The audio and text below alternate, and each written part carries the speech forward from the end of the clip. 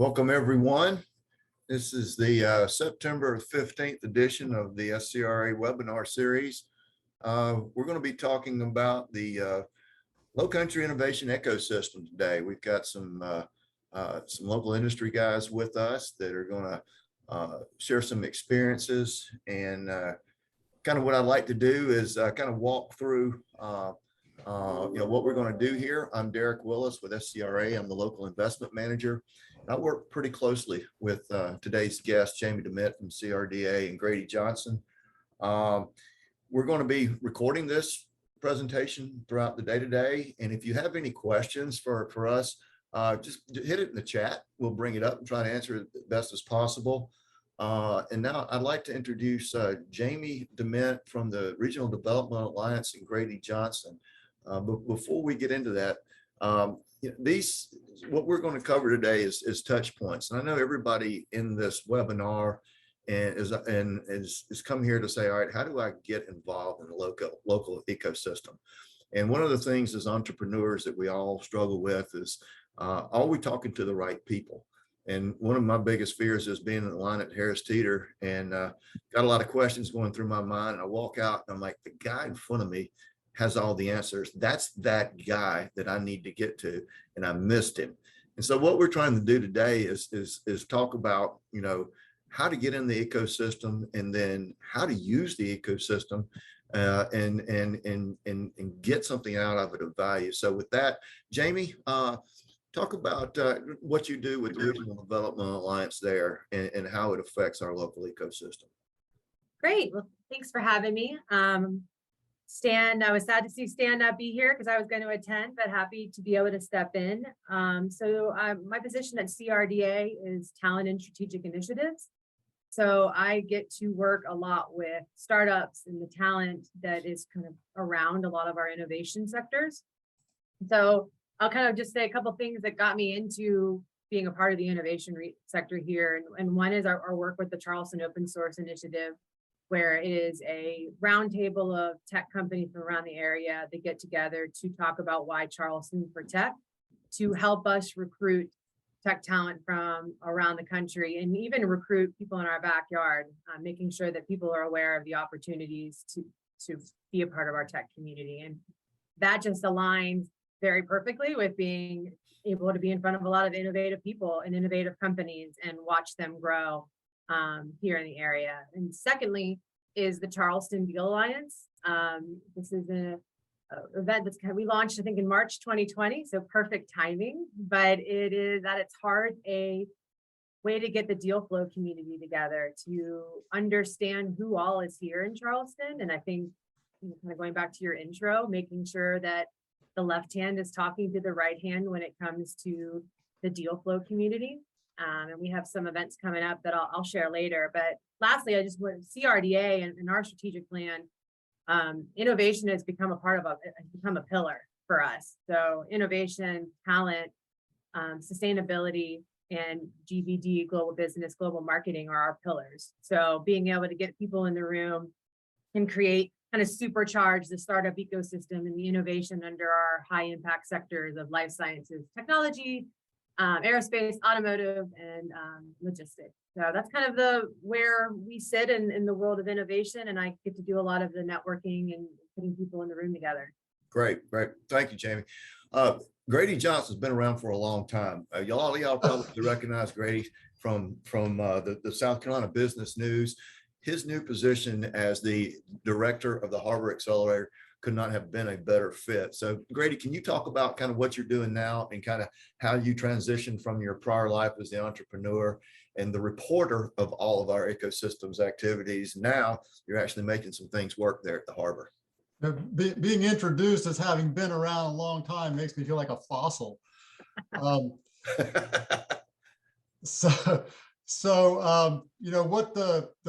the Harbor, the sort of the transition is, Derek, is that, having been an entrepreneur here my entire life, and then after I exited SC Biz News, looking around for something interesting to do, and I've been a mentor the Harbor Accelerator program ever since the Harbor was founded. So when those guys asked me to take over as executive director of the Harbor, it just felt like a natural fit. Because at the at the very end of the day, I'm just a small business junkie. And so like a moth to the flame, attracted to this, all the things that are going on in this ecosystem. And what we do at the Harbor, we're not a membership organization. Our mission is to create collision among entrepreneurs, and we do that with various programming that attracts entrepreneurs. We just know if we get a bunch of them in the room together, whether it's for a social or other kind of activity, good things happen. People meet people. Somebody articulates a problem. Somebody says, "Hey, I got a solution," and the next minute they're off to the races. And I've seen it happen several times where it's just this serendipitous meeting of people, and serial entrepreneurs are not at all inhibited by what you would call your normal barriers of, gee, do we build a company? What do we do? They do it all the time. And I've seen companies get stood up in, like a month or something, that, where some folks come together and next time you meet them, oh yeah, we've been doing that for a while. It's like, holy cow. So those kinds of things, it's that's sort of what attracts me to this organization. So that's exactly where we want to go today in this conversation around the ecosystem. Is you guys know where the breach points are, how to get into this and how to go next. And the entrepreneurs come to town or have been here, they go through the series of the concepts, the validation of what they're doing. They say, I think I've got something here. And then they say, now, how do I get this out? Where are my trusted resources that I go to make this happen? Because you can spend a lot of time going down dirt roads and burning up tires and never get anywhere. That's and that kind of kills the optimism that you have in your project. But Jamie, talk about first steps when the values that you guys create there at Regional Development Alliance, and how you try to frame out value, and how you work with a company either coming into town or is here or is transitioning to say, hey, all right, here are the resources that I think you might need to execute your strategy. What's that process with Regional Development Alliance? So a lot of the work that we've done for years, it's been internationally, and we've been able to have an initiative that's called SC Launch that we work through with Commerce, and that allows a company that might have a large footprint overseas to be able to come over here and maybe start a North American footprint. And that was our first step into working with companies that we're going to grow. We have several success stories that we have here in the region. And then we kind of took that into relationships and capital connections. And capital connections, if you're not familiar, was our first step into what is now Charleston Regional Alliance. And it really was, we were hearing everyone going, entrepreneurs were saying there wasn't enough deal flow, and the VC funds and investment banks, et cetera, were saying there wasn't enough companies to invest in. So I feel like there was a chicken and egg situation. And really, we started to learn after a couple of years of research that we had a lot of both. Oh, yeah. They just weren't getting in the room together, and they weren't connecting their way. So where CRDA has kind of stepped into this is really just become a piece of, we want to be the person you come to for awareness. We'll come to our website to find the different entrepreneurial deal flow people, and connect with us, and we'll make sure that you meet, the Grady Johnson Harbor Entrepreneur Center, and Ernest with Digital Corridor, or Good Growth Capital. There's so many different entities out there, but sometimes people just aren't aware of them. And so we just like to get the right people in the room to make those conversations. So another thing that you guys have, and I've found it to be very valuable, you got a lot of market analysis. You guys have a lot of data. Can you talk about, that data, where that plays, kind of what you can do as far as, working with the company to share that information to build their value locally? Yes, 100%. So we have an in-house research team, Jackie Reniger and Lynn Demos, and they just make us all smarter. We're a marketing company organization, and we do a lot of storytelling, but all of our storytelling is data-based. So when you hear people saying how many people are moving here a day, and everyone says Ohio people need to stop moving here, we're the ones that say, you know what, Ohio is not in the top 10 people moving here currently. Who is that right now? New York is the top 10, and people might be surprised by this, but in the top 5 is Greenville, Columbia, and Hilton Head. All right. So California obviously has hit the top 10 since COVID. So we're here to kind of supply that information. And even we find there's a lack of information and data about how much deal flow is happening. So we're looking to step more and more into that with some research information. But we do pull things from Crunchbase. In a recent strategy that we were pushing out about our innovation, we were able to say that from 2017 to 2021, our region averaged more than around 170 million in equity raised annually. And that was a huge jump from the 5 years before 2017. So that's a really great number and data piece that we can rely on. So it's not all anecdotal. Hey, it's a great place to grow your company. And then So- one other note to not drone on is we like to give information to these companies when they come to us to be able to sell the Charleston region and maybe not just themselves. So all day when a company is growing, they're head down, they're focused on their company, but when they have to start getting the talent or extra resources in, they have to be able to sell why Charleston and why there's opportunity for that person to be here. And we're able to equip them with a lot of data. So if I'm an investor here, or I'm an investor in Atlanta, and I'm looking at a company in Charleston, and I ask the question, where are you getting your data? How are you going to support this company in the Charleston market? You guys have a lot of that information, is what I'm We taking. we Okay. do. And we're able to support all of, our stakeholders and investors and regional partners. Our county economic development partners are also a great resource, and they do fantastic work in supporting all the companies here as well. All right. Kind of changing gears here. So probably a lot of people on this call are entrepreneurs or starting a business or have started a business, or you're trying to see where the resources might be to accelerate and scale their business. Grady, let's talk about some of the things that the harbor does. Go back, if you don't mind, take us through the history of the harbor. John and Patrick got this thing going, and the gap and the need that they fulfilled helped us a lot with the SC launch program, because at the time the bar of the SC launch program was minimal viable product. And if somebody came to us and did not have that MVP, there was nowhere to send them for next steps. John and Patrick came along with the harbor. We had somebody there like, hey, go talk to John and Patrick. Talk to us, give the audience an idea of kind of where that entry point is, and how what the onboarding process looks like. Sure. We're a little bit selective. We're really not equipped to advise somebody who's just got a good idea. We have an accelerator program that we run every year. It's an annual program. We accept 8 companies into that program and get them ready for their next step. Usually it's follow-on investment. And so, one of the things that I'll maybe answer this question, Derek, with what we're not, and that's, we're not equipped to be sort of an ombudsman for somebody with an idea. I do a lot of that anyway, but it's not what we're built to do. But that's more like a SCORA county library. Charleston County Library is a huge resource that's really hidden. I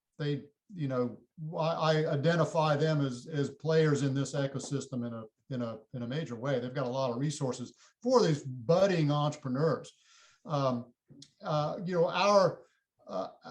sweet spot is some an entrepreneur who's got very close to minimum viable product or a minimum viable product where we can bring that person on board. We can really help that person, and that's somewhat of a gap that this may be a segue into where's a gap.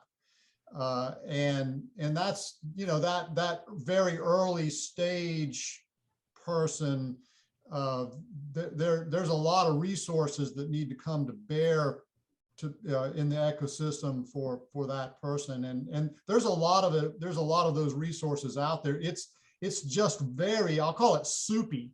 Yep. It's really, really hard to get from, gee, I've got this idea, to going in, I'll call it your garage, and duct taping something together that you can go out and go, okay, here's what it might look like, and starting to trot that around town to see if you can get some traction. That is a really, really kind of awful place to be as an entrepreneur, because you want to you want to be successful, but you gotta work your way through that phase.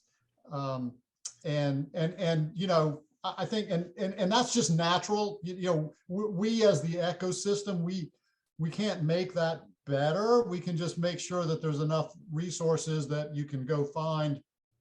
That's why I mentioned the library. That's a great ombudsman's kind of place. That the business librarians there, the research librarians there are awesome, and can really. And this is in Charleston County I'm talking about. I'm not sure how it is in the other counties. But they can really dish out some information to that budding entrepreneur.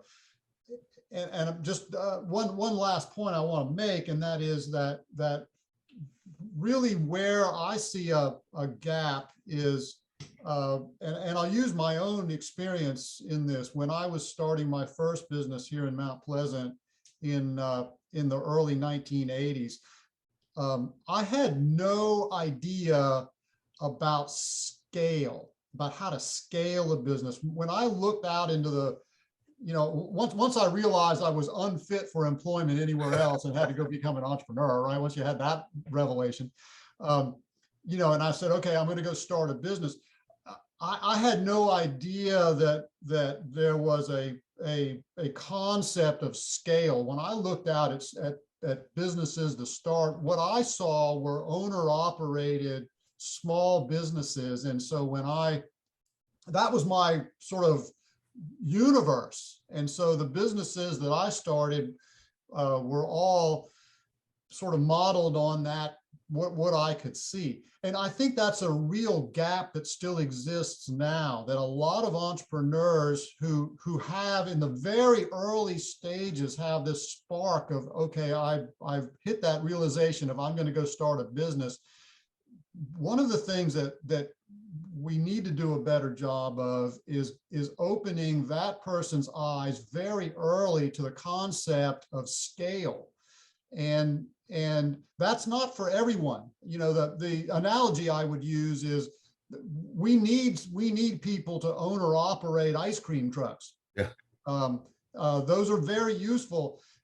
But there's also that person who could be the next Ben and Jerry, that, okay, it's, if they just knew that, maybe I start with the ice cream truck, but, my goal is to scale this thing nationally. And if we could help entrepreneurs in that very early stage understand scale, so they could evaluate, is scale for me or not? Right. Because there's plenty of, let's just say law firms and architecture firms that are owner operated, and that's a really, really nice life, and we should encourage people to do that just as much. But it is a gap that I think that needs to start very young, maybe even at high school level of what is scale, how do you scale, what does that look like? That's a real gap, because I see a lot of people who come to the harbor have those small, what I'll call small business ideas, not big business ideas. Yeah, is it a lifestyle business, or is it scalable, and is it a one that can go out and get venture? And Grady, we see this all the time, and I concur. And part of my job is to help these companies navigate the valley of death, and that's where we operate. Where you guys operate, we're resource providers to help de-risk these ventures. And one of the things that I would like to go through with the group is an approach that we take here at SCRA. You guys kind of do it too, but when a company comes to me, I'm like, where do you stand? What do you have? Where are you going to go? And have you thought this thing out? And a lot of times it has not been thought out. So I've used it for 25 years. It's called the Bell Mason Diagnostic. And I put this up on the chat there. Anybody's welcome to look at it. What it does is it enables you to look at exactly where you stand. I mean, what Grady's talking about, your commercialization process. And if you're in the concept or the seed stage, you're probably a little bit early. And one of the things in this ecosystem conversation is you don't want to enter this ecosystem too early, or you keep starting over. You want to make sure you've got something when you approach these resources and say, this is where I am. I've gone through concept, I've gone through seed, I'm at the alpha stage right now. Here's where I need help. You have to be able to define that. And so when we know where you are and you know where you are, then we can start applying the proper resources. And a lot of those is, people come to us for capital formation strategies. First thing I ask is, do you have a term sheet? Can you, if somebody gives you a check today, can you do something with it?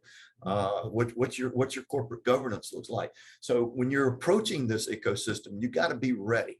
Don't expect anything from the ecosystem immediately until you can really portray your value statement and kind of where you fit in. And then these resources will be extremely valuable. Jamie has a very valuable resources in the Charleston Deal Alliance right now. Jamie, can you talk a little bit more about kind of what you're expecting to get out of the Deal Alliance? And we've got a lot of money in South Carolina, but it's not organized and it's committed, and it's not committed. Can you talk about kind of what the Deal Alliance is doing there? Yeah, so when I was explaining it earlier and how it started, I'll go into a little bit more details, but the capital connections concept that CRDA put together was, we knew that a lot of people were aware of the real estate money and other things, but they might not have been aware of the angel funds and the VC funds, investment bankers, and the venture south and good growth of our region.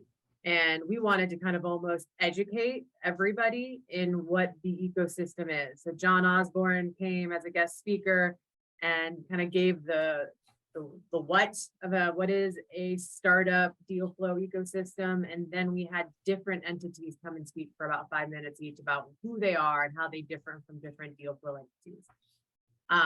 We had enough feedback from that to kind of realize that we could actually create this network to put people in the room together.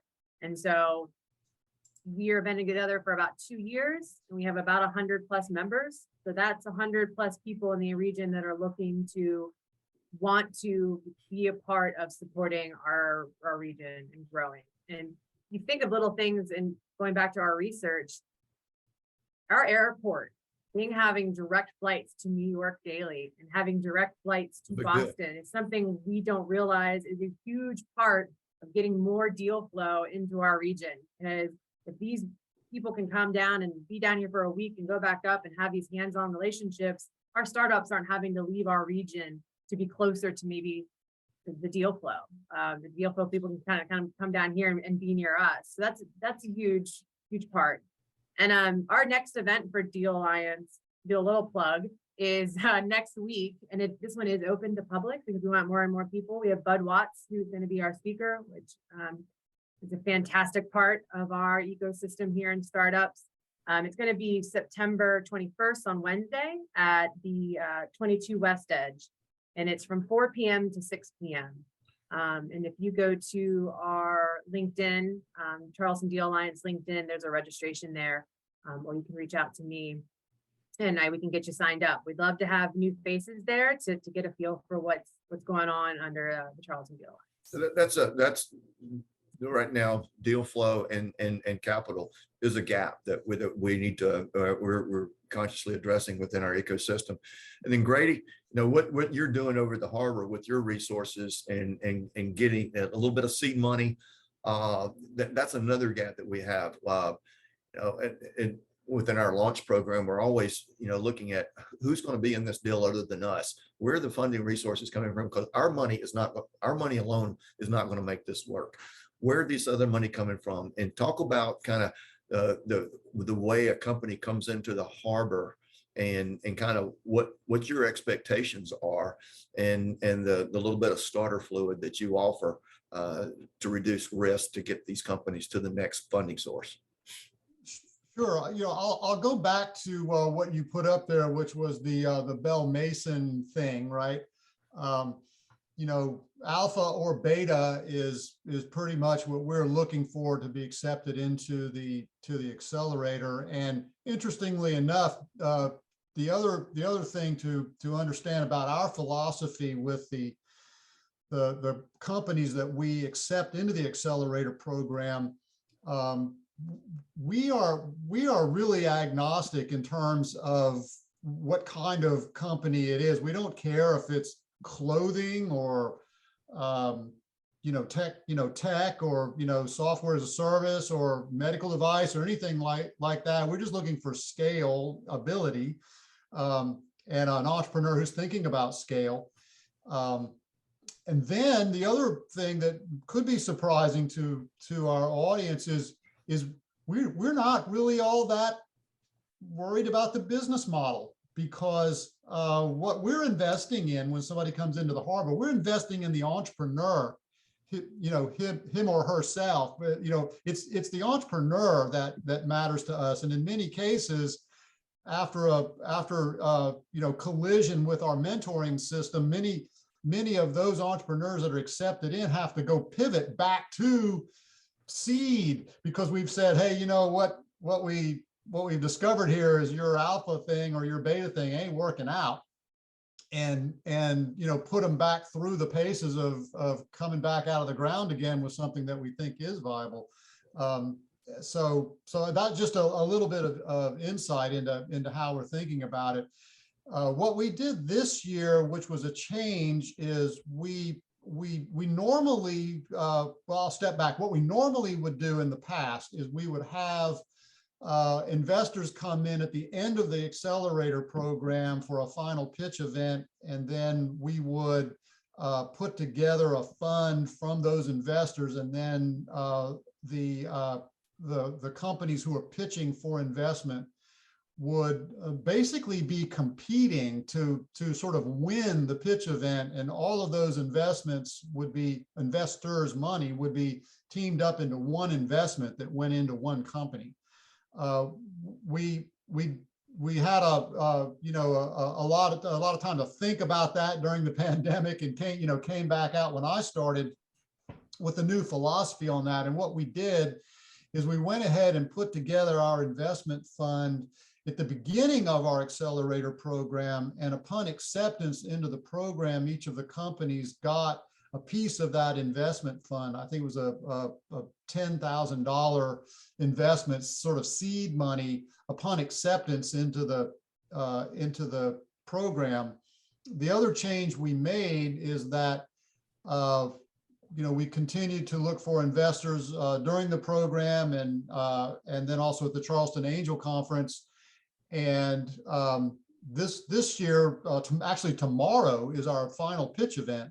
The pool of money is now going to be self-directed by all of the investors who are going to meet at the end of the pitch event tomorrow, which is, by the way, from 2 to 4 in the Charleston Museum. So if anybody out there in the audience would like to attend that event, just come to the museum 2 to 4, see the pitch event.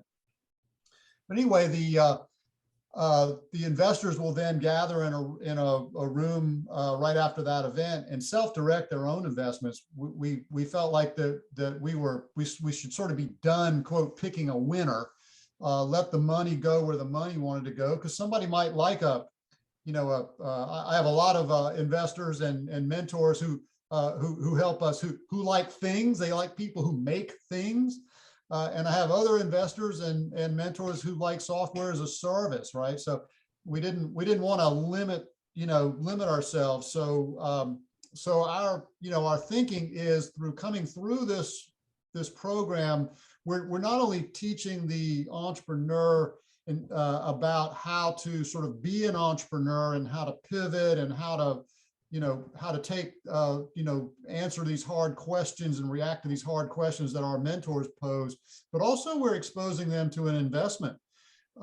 This will be the first time that I believe any of them, I think might have one or two companies in here that had some small family and friends style investment, but they're also learning how to take an investment, how to, like you were talking about, Derek, a term sheet, and, had to go through some valuation thinking and structure themselves. And so they're really learning at what I would call in a friendly environment here at the harbor, because we're very benign in the way we've structured our investments as well. So it's low impact on their equity, things like that. Yeah. But they learn that sort of school of hard knocks about receiving an investment in our environment. The idea being we're getting them ready for that next step. The other kind of gap that we have here in South Carolina is we don't have our South Carolina version of Techstars. That's sort of the holy grail. I spent a whole career at SC Biz News listening to people, for 25 years, listening to people whine about, oh, we want to be the research triangle. Finally, CRDA, I'll give props to Jamie and crew over there. Finally, they, got people thinking, well, we don't want to be research triangle. We want to be the best Charleston we can be, right? Yeah. So I'm not saying that we want to create a Techstars thing here, but we want to continue to elevate this thing year over year, where we're feeding companies much more naturally into some of these larger programs here in the beginning. But our end game would be, we've created an ecosystem here with enough of investment where we're kind of our own thing, not competing with Techstars, because they'll always be Techstars. Our thinking is, gosh, it could be a clothing company or tomato sauce, whatever, right? Yeah, the mechanics are the same. Yeah, but the mechanics are the same, and the level of sophistication is just naturally impacted, influenced, and guided by the amount of money you raise from seed money from investors. And the more people that want to play in the swimming pool with us, year over year, we think we're on a path. This was our first year, but we learned a lot, and we think we were putting ourselves on a path where our investment pool of initial investment gets larger and larger. And that just attracts better companies, entrepreneurs who are maybe more attracted to going to something like a Techstars or elsewhere for that kind of investment. Suddenly we become on their radar screen, and so our application pool gets more and more sophisticated. It's the old sausage thing, the better meat in one end of the sausage factory, the better the sausage coming out the other end, Well, and that leads me directly into the next commentary about kind of where our gaps are. And when you have ecosystems, you have ecosystems within ecosystems. And what you're talking about right now, you talked about your process, you're going into a next level. And one of the things that we see, you got to be prepared for the first level, but the second level is rather sobering. You're going to get a list of questions that you haven't seen before as an entrepreneur. And so you have to do a lot of homework on what am I looking at? And it's a whole different language. And so we offer these resources to try to educate and teach those, have your pitch book profile looking good. It's got to be up. It's got to be current. Pitch book, Crunchbase, Glassdoor, have those ready to go. Have all your financials in products like Carta. Use DOT when you go to a conference, because people are going to know just by where you are and how your information is gathered, stored, and transferred. Where are you in the process? Do you have a package that says who I am, what I'm asking for, and if you give me money, this is what I'm hoping to return to you? So with those packages, what we're talking about is this commercialization phase, getting you to the point where you're an investment grade. Jamie, you've got some things within the Deal Alliance, and then your deal, you're the talent and strategic initiatives department there. When you see a company coming in and they're local and they're going through this process, they're doing this, what are the resources that you say, all right, these are the go-to guys next? You've built a pretty good company. You've navigated the valley of death. You're on the other side of this. You're getting ready to go. Where do I go next for my people, my land? Where do I need to land this? What needs to happen next? And where are my resources with the Regional Development Alliance? So we usually will kind of really customize our answer to whoever's reaching out to us. If we get we're not getting pitch books sent to us like you are on the regular. But if someone is coming to us, I have this, I'm looking to pitch, and Mike Grady, our VP of Global Business Development, utilizes a lot of his relationships to be able to kind of say, you know what, I know so and so and so and so directly, and they play in your lane, and they're going to be one of your best fits. Our CRDA.org, we think we're growing that more and more with content, especially for the entrepreneur. But we're obviously talking up the Harbor Entrepreneur Center. We're obviously talking up SCRA, Charleston Digital Corridor, and maybe some assets that people might not be aware of, like 1 million cups and startup grind to get into the network and meet people. Sometimes networking can go pretty darn far in this world. But then also, I'd be remiss to kind of talk about the fact that we work a lot more in some of our high impact industries. So life sciences, for example, is probably one of our fastest growing sectors in our region. So we have the ability to take an entrepreneur in the life science sector and introduce them to somebody at MUSC and be able to make that relationship. We have SC Bio, which is a phenomenal statewide organization that supports our growing life science and new entrepreneurs in the area. So we really try to work in creating statewide regional relationships and kind of customize the answer, maybe sending them to be their economic development agency for that county. I could go on and on about the people that are actually in the room and how many resources we have, but you can't mention them all. And I think that's a plus. I think the next step for us in regards to gaps is collaboration and getting more of it to happen. Getting some of these life science companies in the room with a technology company and see what's happening in health IT, and what can a local tech company or startup company do to support EV solutions, which is going to be a next big piece of the automotive industry. I think that those innovation centers that we can develop with like minds from different sectors is, I think, the next step that we can do in our innovation. Well, and that's kind of where I'm going next is, all right, where's your heartburn here? The things that you're going through, both of you, Jamie, the things that you guys talk about, like, we're good in these sectors. We got to do more here. This is coming. This scares us. How do we get in front of this? What are the things that y'all are looking at right now that are kind of force multipliers to help keep us going as Charleston on a national and international map? Oh, that's a good question. I think my answer will be different than what you might hear from Mike Grady with our GBD team or Megan Anderson, because I do work a little bit more locally, so where's the heartburn of who I'm working with on the regular, right? Uh-huh. And I think a lot of it is talent, which everybody's having a huge heartburn with, and developing of talent. And I think an interesting piece of what we're dealing with right now in our region and in many regions is everyone is down staff, right? And no one has everyone they want in their staff right now. And so then you add that on to people are asking for volunteers to support mentorship programs, whether it's high school mentorship programs, entrepreneurial, military.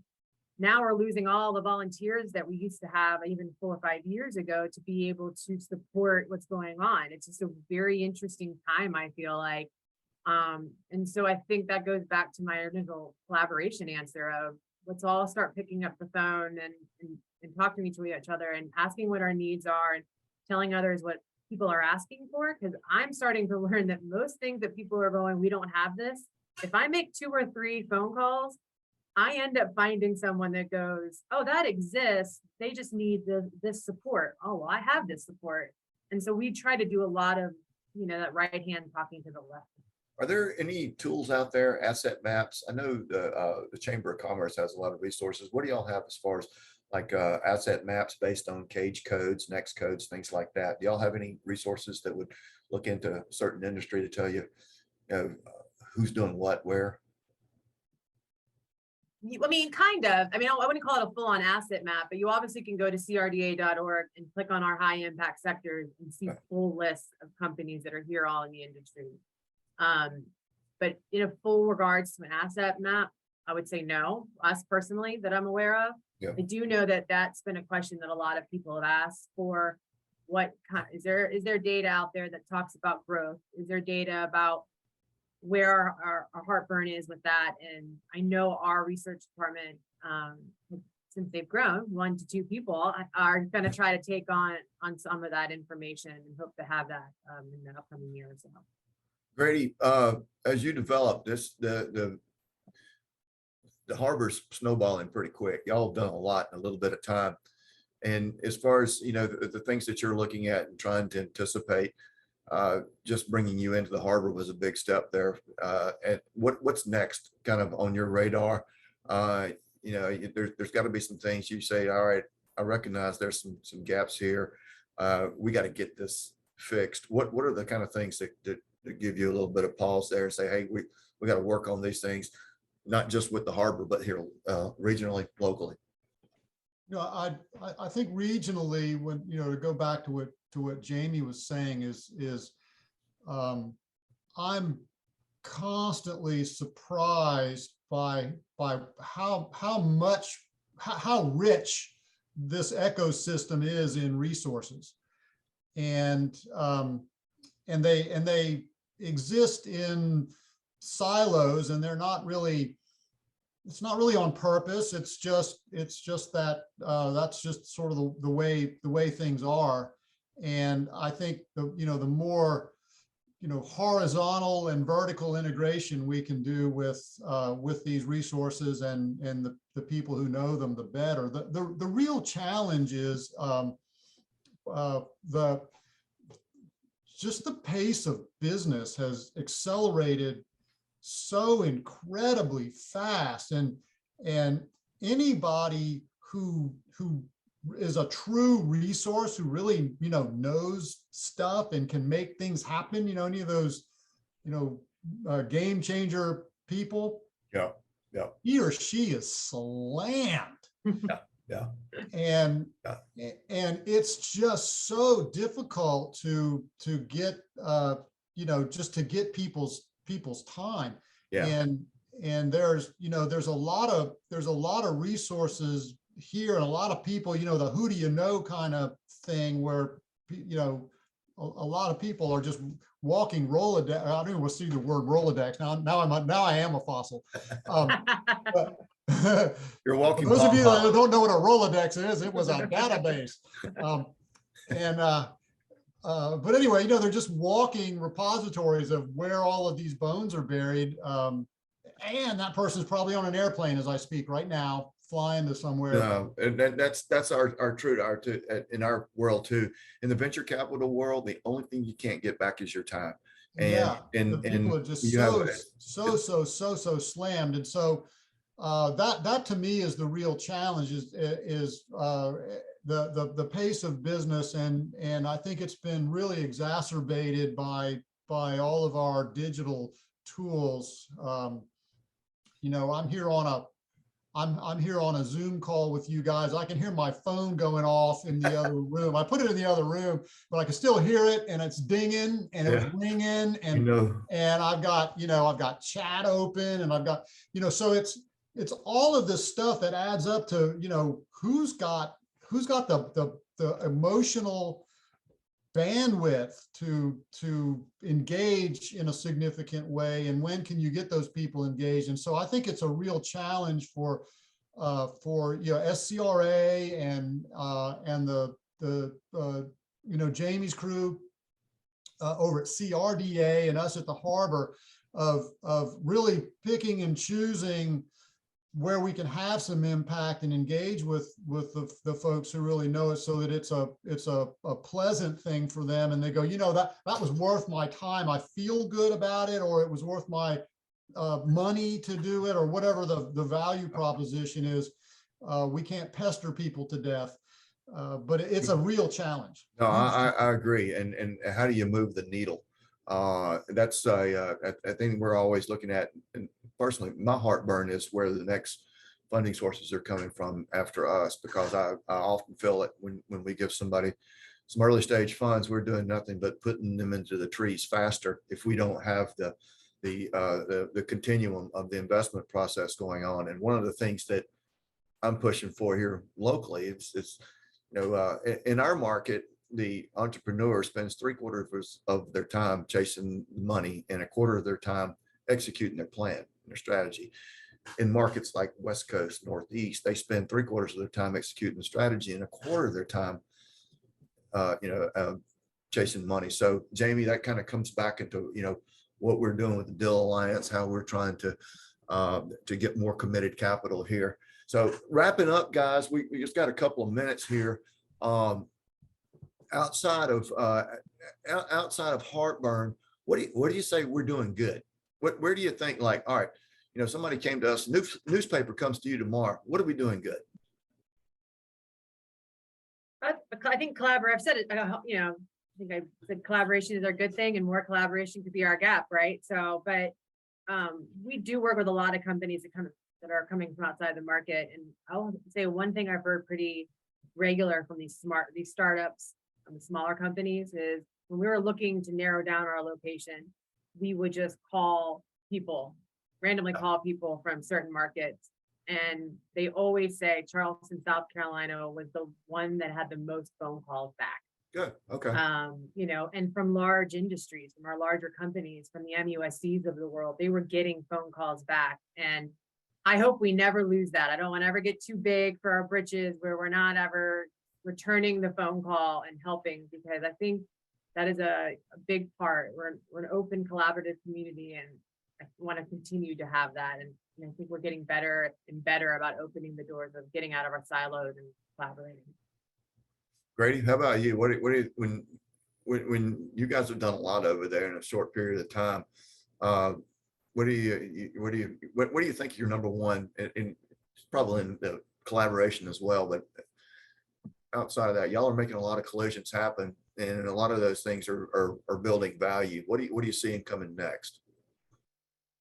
Well, in terms of coming next, I think we just need to up the quality and scope of our programming. And this is the first time I've ever run a not-for-profit, at least on purpose. And the other times I was running one with no bueno. And so that's all just about fundraising and money, and but as we get more support, financial support, we can begin to expand our programming. The question I was prepared to answer, which is what are we doing well, and I'm speaking of this as a lifelong Charlestonian, so I can say this with a lot of pride. We here in Charleston have got it going on. I was downtown this morning early. I had a breakfast meeting down at one of the spots on King Street. And I mean, the place was packed. The tables were, and you think, oh, as tourists. No, that time of morning, the tables were full of people, mostly entrepreneurs, because I was waiting on my guest. It was late. So I was listening to those conversations. Can't help it. I'm eavesdropping. Yeah. And they're all about this, business and, what people are doing, and just the vibe we have here down in the, the neck area now and downtown, and just around, go up to Park Circle, or, I mean, it's going on. Yeah. People want to be here. They do. It is really, really, a unique thing. I mean, I was here, been here my whole life. And when I was a kid, there was crickets chirping and, chunks of buildings falling off downtown, and so it's amazing for me to to watch it. And every time I go into that environment, I am just energized by what's happening. And that, man, you can't, nobody can duplicate that. And that's why I'm so happy Charleston has decided, the Charleston region has decided to be the best Charleston region. Yeah, Trying to copy something else and be something else. yeah. I mean, we are smoking. And the thing is, how do we harness this energy? I agree 100%. I have a little rule of thumb when I'm working with an early stage company. I'll meet with them at 6:30 or 7 o'clock in the morning. And I'm like, if you can't get there at that time, you're not ready for this ride. And you would be amazed at how many people are downtown having these early stage meetings, because ultimately I want to get in and talk to these people, let you go back to your job, because we all understand that they got to make payroll on Friday. If you're in an organization, you got to make payroll. And we're ancillary, we're noise sometimes, we're adding resources, but we don't need to be getting in the middle of their flow. And there's a lot of flow around here right now. Grady, I agree 100%. We're going to try to wrap this up. I'm looking over here in the chat to see if there are any questions. Anybody want to throw anything at Jamie or Grady? Any questions? I guess while we're waiting to get, if we get any questions, I'd be remiss to not plug Dig South for Stan. Absolutely. Not being here. Yeah. Dig South has been a phenomenal part and bedrock of how our entrepreneurial and innovation sectors have Anybody grown. out there, we're going to put the website up, but Dig South is our local South by Southwest, and Stan and Sonny have done a yeoman's job of pulling this together from nothing. I remember the early days. Yeah. We're getting a lot of traction in the larger markets now because of what Dig South has done and the products that they have right now through the Dig South Nation. So anybody out there that really wants to get plugged in, that's where to go first. Get in the Dig South Nation, and you'll ultimately end up hitting us somehow. But Dig South is where to be. 100%. And they're the conference is the summit, I should say, is April 26th and There it 27th. is. And I know I personally went last year, and I love the new location at TD Arena. And there was a ton of people from all around the country.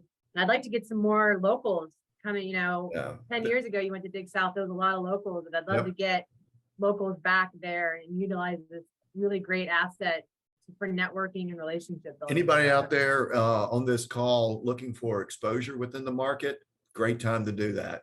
And Stan and Sonny will get you plugged in. Good vibe, and a lot of good comes out of that.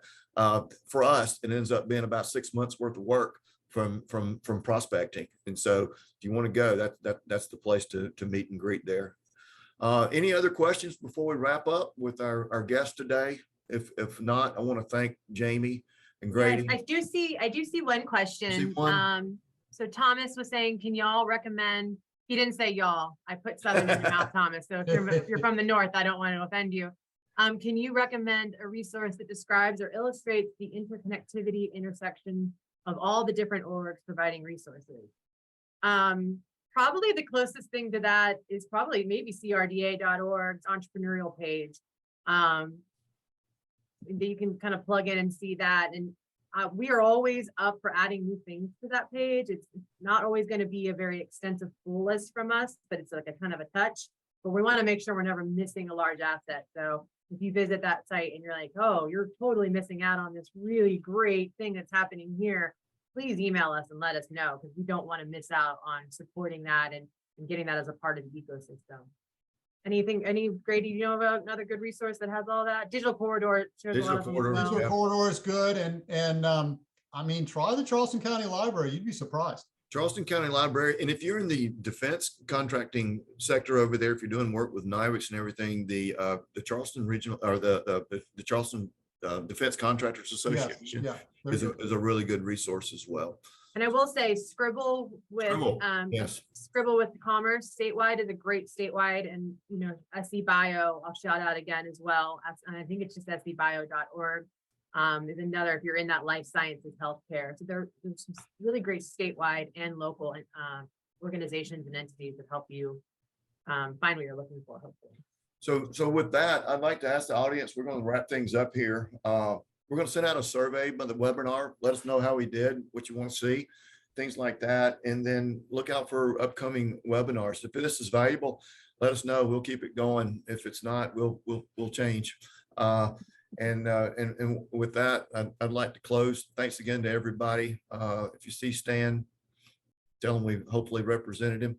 But thank you, Kelsey. you. So Grady and Jamie, good to see y'all. And I think we had some pretty good content, and everybody online.